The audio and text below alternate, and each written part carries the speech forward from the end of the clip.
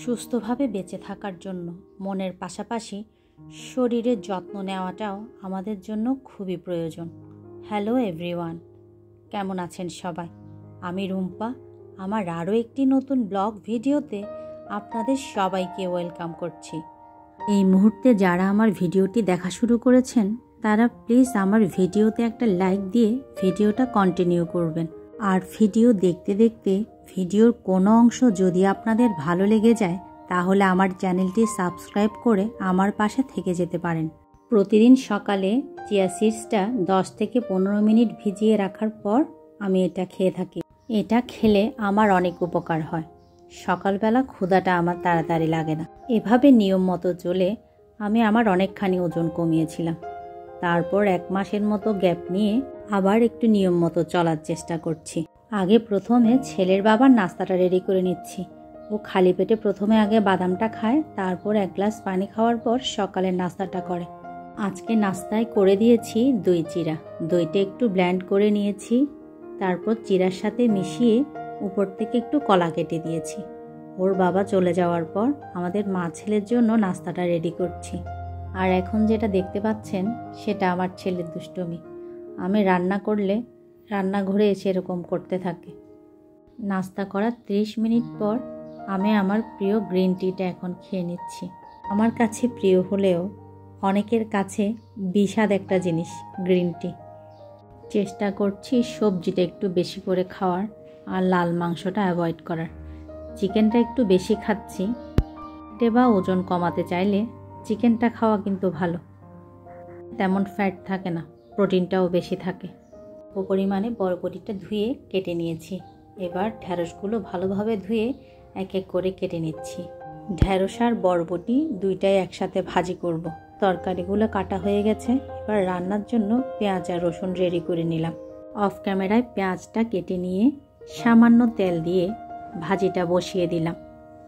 জানি না ভিডিওর এই পর্যায়ে কে বা কারা এখনও আমার সাথে আছেন, আর যারা এখনও আমার সাথে আছেন তাদেরকে অসংখ্য ধন্যবাদ। আমার ভাজিটাও প্রায় হয়ে গেছে। ভাজিটা আমি পুরোপুরি সিদ্ধ করব না, একটু হাফ সিদ্ধ হলেই নামিয়ে নিব।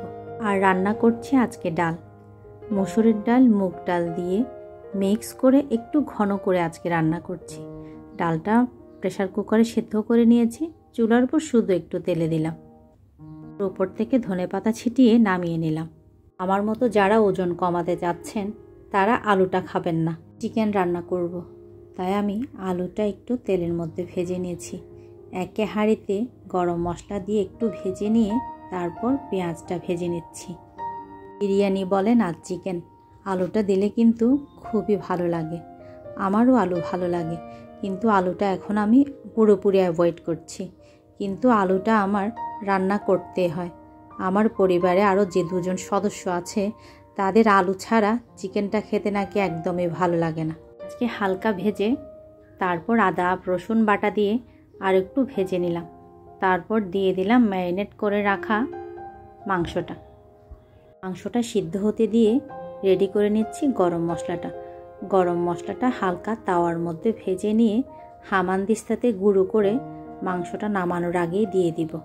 মাংসটা আমার প্রায় কষানো হয়ে গেছে। এবার আমি আলুগুলো দিয়ে কিছুক্ষণ মাংসটাকে ভালোভাবে কষিয়ে নিব। মাংসটা কষানোর পরে অল্প পরিমাণ পানি দিয়ে মাংসটা আর কিছুক্ষণ রান্না করব। তারপর উপর থেকে গরম মশলা ছিটিয়ে মাংসটা আমি নামিয়ে নেব। এখন তো প্রচণ্ড গরমে বিকেলের দিকে চা কফি খেতে একদম ভালো লাগছিল না, তাই সবার জন্য লাচ্ছিটা বানিয়ে নিলাম। চিনি ছাড়া সব উপকরণ দিয়ে লাচ্ছিটা ব্লেন্ড করে নিলাম। আমি আর ছেলের বাবা আমরা দুজনেই চিনিটা খাই না, তাই আমাদের জন্য আগে নিয়ে ছেলেকে পরে একটু চিনি মিশিয়ে দিলাম।